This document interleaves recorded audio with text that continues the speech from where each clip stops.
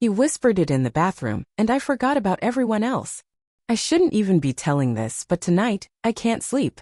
My heart is still hammering like the bass line that rattled the walls when it all began. There was this party, packed shoulder to shoulder with people I barely knew and half wanted to impress. I wore a black slip dress that felt like armor until the wine made my confidence slip right through it. At some point between a cheap laugh and an accidental brush of his hand against my bare shoulder, I just couldn't breathe anymore. I needed silence, something solid to lean against. So I locked myself in the upstairs bathroom, the one with the chipped marble sink and soft yellow light that made me look braver in the mirror than I really was. Outside the door, the party roared on drunken voices, someone screaming the lyrics to a song none of us would remember tomorrow. Inside, it was just me and the distant hum of my pulse in my ears. I was trying to steady my breath, fingers pressed to my lips as if I could hide how badly they wanted to say his name out loud.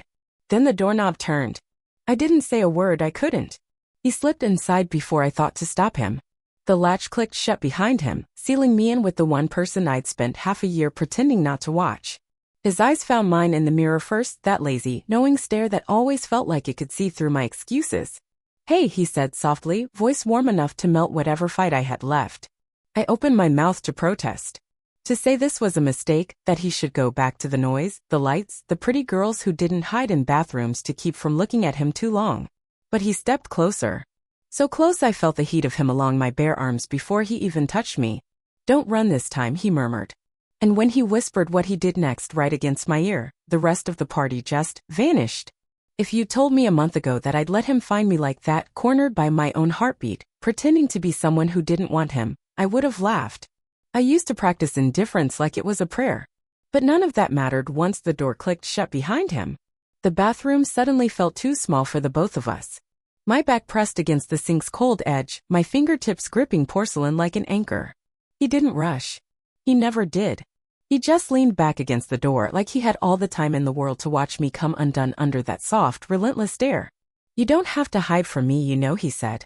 His voice didn't match the chaos outside. It was low, patient, threaded with a hint of amusement that made my chest ache. I almost laughed. Hide? I'd been doing nothing else since the first night we met, when he asked my name at a mutual friend's barbecue and I forgot how to form words because his smile landed right in my stomach and stayed there. He stepped closer. One slow stride that made the scent of him wrap around me, something warm, sharp, and faintly like cedar and whiskey. I swear my breath tangled in my throat. "Why are you here?" I managed, though it sounded more like a confession than a question. He tilted his head, eyes flicking to my lips and back. "Same reason you are. Needed a break from pretending." I hated how my pulse stuttered at that. Pretending. That was all we'd done for months, dancing around crowded rooms, laughing too loudly, stealing looks we hoped no one would catch.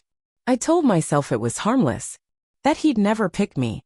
But now here he was, so close I felt the warmth of his breath on my cheek, and in that tiny bathroom, far from the cheap music and careless eyes, pretending felt like the biggest lie I'd ever told.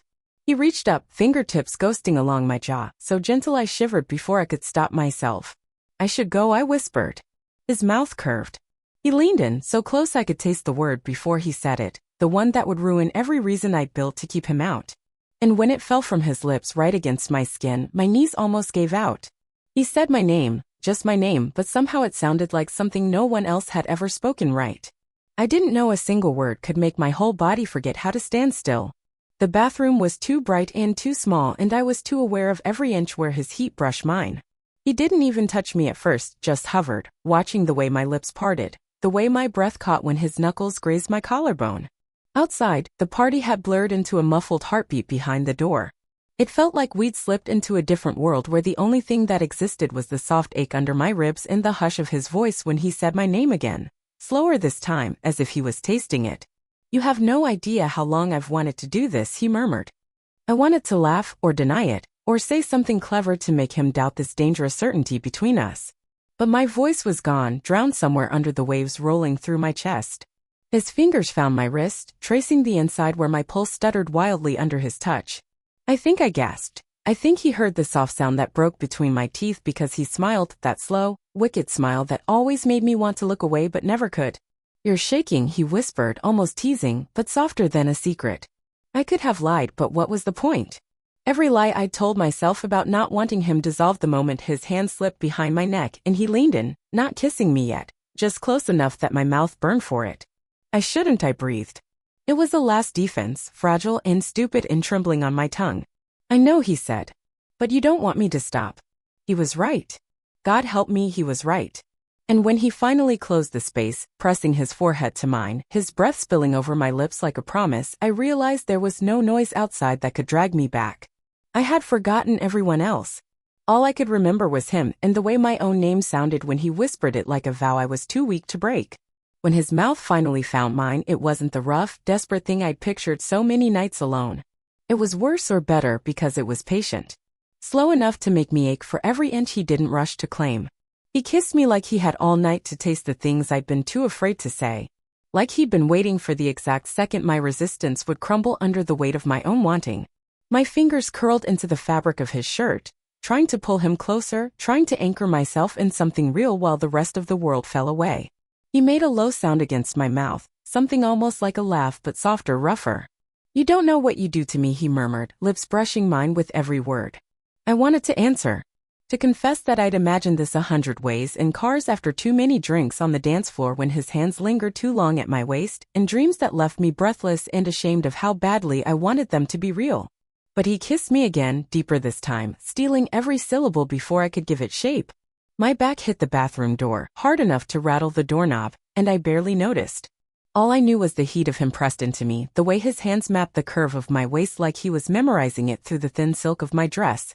When he pulled back, his forehead rested against mine. His thumb traced my lower lip, still wet and trembling. I should stop, he said, though his fingers slid under my hair at the nape of my neck, keeping me pinned to the gravity of him. Then stop, I whispered, though my hips betrayed me, leaning in, seeking more of him, more warmth, more proof that I hadn't dreamed this. He laughed, a quiet, breathless thing that made my skin flush hot all over. You don't want me to. God help me, I didn't. Not here. Not ever. Outside, someone knocked on the door, a sharp, careless interruption that barely registered through the roar in my ears. Inside, my hand slipped under the hem of his shirt, feeling the heat of his skin, solid, real, exactly how I'd always imagined. I forgot about the knock. I forgot about the music. I forgot about every rule I'd made for myself when it came to him. Because here, with his mouth ghosting down my throat and his name trembling on my lips, I knew I was never going to stop this. Not tonight. Not with him. Someone knocked again, louder this time, a half-drunk shout muffled by the door between us and the rest of the world. He didn't flinch. Neither did I. His lips brushed the hollow of my throat, right where my pulse hammered out every lie I'd ever told about not wanting him. I felt it when he smiled against my skin, a slow, wicked curve that made my knees threaten betrayal. Let them wait, he breathed. I should have cared. I should have pushed him away, fixed my hair, unlocked the door, stepped back into the safety of pretending. But all I could do was tilt my head, giving him more of the place he'd found with his mouth, more of the soft, helpless sounds he dragged out of me without even asking. His hand slid lower, a slow path down the sides of my dress, fingers curling into the soft fabric at my hips. He pressed closer until every inch of him was a question I was too far gone to answer with anything but a sigh. Tell me to stop, he whispered. It was a dare, not a request. I should have. God, I should have. But instead, I tangled my hands in his hair, that thick, soft mess I'd stared at from across too many rooms, wanting exactly this, and pulled him back to my mouth. The kiss this time was nothing like patient. It was teeth and heat and a low growl in his throat that made my toes curl inside my shoes. I lost my balance. He caught me, lifted me just enough to trap me between his body and the cold door. My laugh cracked open between us, breathless and edged with something hungry enough to scare me if I'd stopped to think. I'm serious, he murmured, voice rough against my cheek as he kissed the edge of my jaw. Say the word and I'll walk out that door. But my hand slid under his shirt again, nails grazing the warm skin of his back. My answer spilled out like a confession I'd been swallowing for months. Don't you dare. Somewhere behind us, another knock, an annoyed curse, someone threatening to break the door down. None of it mattered. Because right there, pinned under his mouth and his hands and the dangerous truth in his eyes, I made the quietest, loudest choice of my life. I chose him. And I let him choose me too. I don't remember when the pounding on the door stopped. Maybe they gave up. Maybe they forgot why they'd come. All I know is that the only rhythm I could hear was his breath tangled with mine, the soft drag of my back against the door as he shifted closer, as if he needed to feel every stutter of my heartbeat to believe this was real. His mouth trailed down my neck, slow enough to make my eyes flutter shut, reckless enough to make my hips press forward before I even knew I'd moved. He caught my gasp with a soft laugh, the sound of someone who knew exactly how to pull me apart and was savoring every second. "Look at me," he murmured. I did. God, I did, and it was the worst mistake. Because his eyes in that moment. I'd never seen him look at anyone like that. Like I was something he'd been starving for.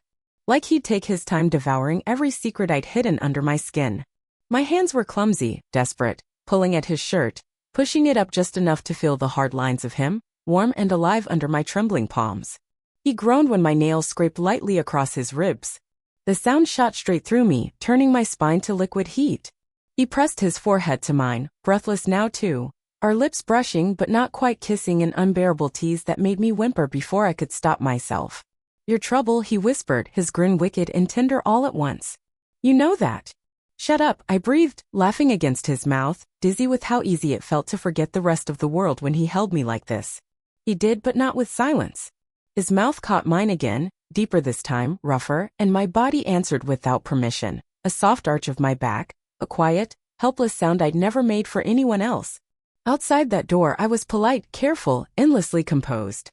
Inside this tiny bathroom, pressed against peeling paint and warm skin, I was just me. Raw and reckless, and his hands slipped under my dress, finding bare skin and trailing fire in their wake. I sucked in a sharp breath, feeling the hard edge of the sink dig into my side, but even pain felt sweet when it was wrapped in his heat, his sighs, the promise that tonight, he wasn't going to let me hide anymore. And for once I didn't want to. I don't know how long we stayed like that, tangled in stolen warmth, half whispers and half laughter echoing against porcelain and cheap tile. The party outside must have rolled on without us, blissfully unaware that behind this door, two people were quietly tearing down every careful wall they'd ever built. At some point he rested his forehead on my shoulder, both of us breathless, my fingers buried in the back of his hair. I could feel his heartbeat under my palms, frantic, beautiful, honest in a way his cocky grin never was.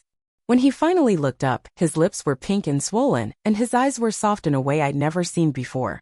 He brushed his thumb under my chin, tracing the mess he'd made of me, the flushed cheeks, the glazed eyes, the helpless little smile I couldn't hide.